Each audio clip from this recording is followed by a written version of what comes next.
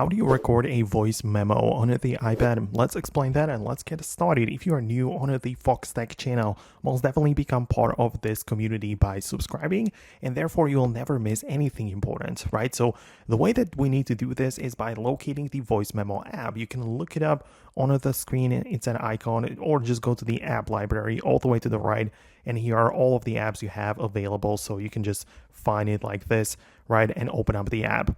One thing though, if you don't see it, you can go to the App Store and look up the voice memos and re-download the app, right, in case you deleted the app or whatever, right? But it should be part of your iPad. You get inside, and in order to start the recording, tap on the red button in the bottom left corner. So this is what it looks like.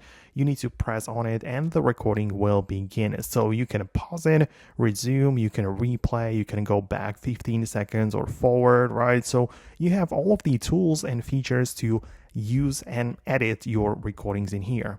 Also, in the top right corner, you have the trimming option. So you can trim it like that and make it shorter.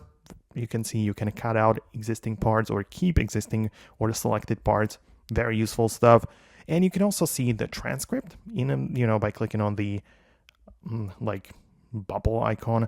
And you also have the edit where you can bump up the speed, skip silence, and enhance recording. So plenty of different things you can customize all within the built-in voice recording application. So let me know if it worked for you. If there was something unexpected or unpredictable which happened, share that with us below. Perhaps I'll make an updated video to help you fix that specifically. But that's it from me. Hit the thumbs up if it worked for you, and I'll see you later in the upcoming videos as well.